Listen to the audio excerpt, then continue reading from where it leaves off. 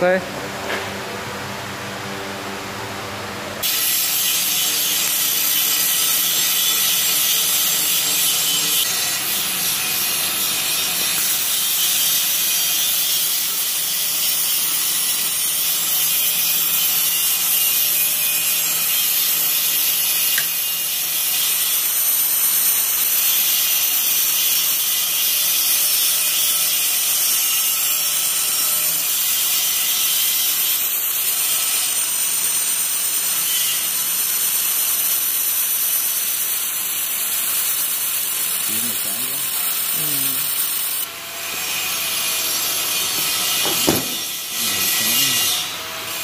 Không đủ ngấu luôn.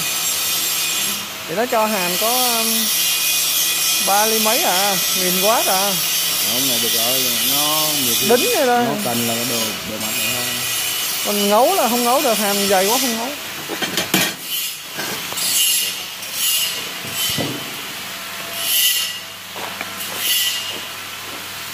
Cần bề mặt thôi chứ.